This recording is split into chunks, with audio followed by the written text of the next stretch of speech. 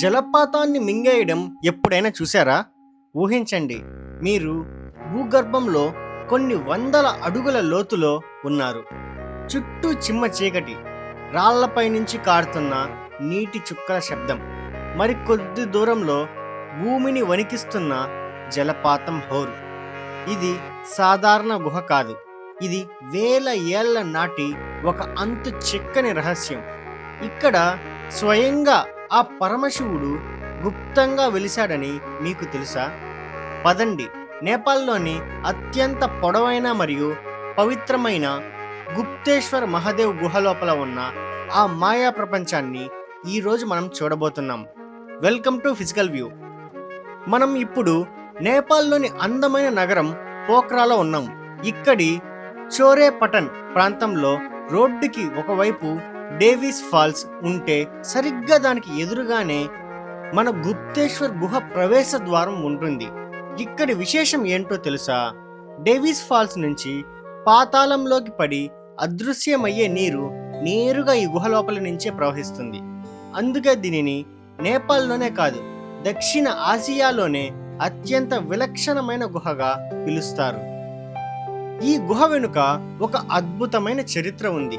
16వ శతాబ్దంలో కొంతమంది స్థానిక గొర్రెల కాపరులు అడవిలో గడ్డి కోస్తుండగా పొదలు మరియు రాళ్ల మధ్య దాగి ఉన్న ఈ గుహను మొదటిసారిగా కనుగొన్నారు.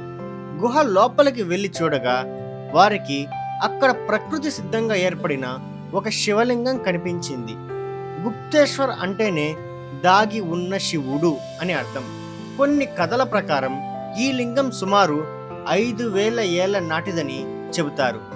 1991లో దీనికి ఒక క్రమబద్ధమైన ప్రవేశ ద్వారాన్ని నిర్మించి భక్తుల కోసం అందుబాటులోకి తెచ్చారు. ఇక లోపలికి వెళ్దాం. ప్రవేశం దగ్గరే ఒక అద్భుతమైన కాంక్రీట్ స్పైరల్ మెట్లు మనకు స్వాగతం పలుకుతాయి. మనం లోపలికి వెళ్తున్న కొద్దీ గాలి చల్లగా మారుతుంది, తేమ పెరుగుతుంది. ఇక్కడ వచ్చిన ప్రతి ఒక్కరికి ఆ వింతైన ఆధ్యాత్మిక ప్రకంపనలు స్పష్టంగా తెలుస్తాయి. ఈ గుహ సుమారు 2950 మీటర్ల పొడవు ఉంటుంది. లోపల ఇరుకైన దారులు, తలకి తగిలేలా ఉన్న రాళ్ళు, జారే నేల. నిజంగా ఇది ఒక అడ్వెంచర్. గుహను 2 భాగాలుగా విభజించారు. మొదటి భాగంలో శివలింగం ఉంటే రెండవ భాగం మనల్ని డేవిస్ ఫాల్స్ యొక్క అడుగు భాగానికి తీసుకెళ్తుంది. కానీ ఆగండి, ఈ గుహ లోపల శివలింగం పైన ఎప్పుడూ పాల వంటి తెల్లని నీరు పడుతూ ఉంటుందట. అది ఎక్కడి నుండి వస్తుందో మీకు తెలుసా? అదైతే వీడియో చివరిలో చెబుతాను. ఈ గుహ గురించి మీకు తెలియని కొన్ని ఆసక్తికరమైన విషయాలు ఉన్నాయి. ఇది కేవలం ఒక గుహ మాత్రమే కాదు, ఇది సహజ సిద్ధమైన టన్నెల్. దీని ద్వారా డేవిస్ ఫాల్స్ నీరు సుమారు 500 అడుగుల దూరం భూగర్భంలో ప్రవహిస్తుంది, అంటే 1/2 కిలోమీటర్ వరకు. గుహ లోపల ఉష్ణోగ్రత ఎప్పుడు 8 నుండి 10 డిగ్రీల సెల్సియస్ గానే ఉంటుంది. బయట ఎంత ఎండ ఉన్నా లోపల మాత్రం ఏసీ వేసినట్లే ఉంటుంది. మహాశివరాత్రి సమయంలో వేల సంఖ్యలో భక్తులు ఈ పాతాళ శివుడిని దర్శించుకోవడానికి వస్తారు. మీరు కూడా ఇక్కడికి రావాలనుకుంటే ఈ టిప్స్ అయితే నోట్ చేసుకోండి.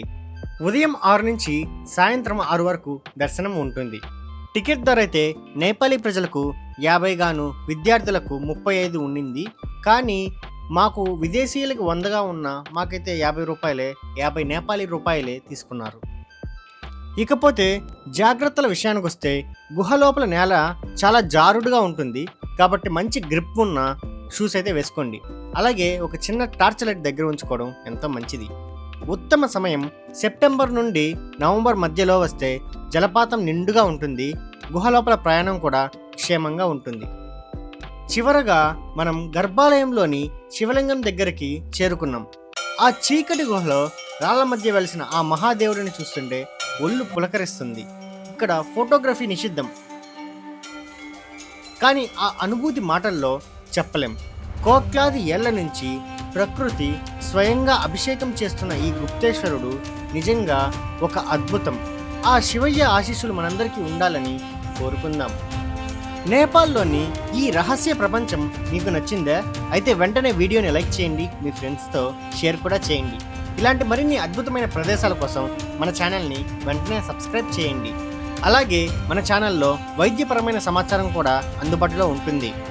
కామెంట్స్లో ఓం నమః శివాయ అని టైప్ చేయండి. వచ్చే వీడియోలో డేవిస్ ఫాల్స్తో మళ్ళీ కలుద్దాం.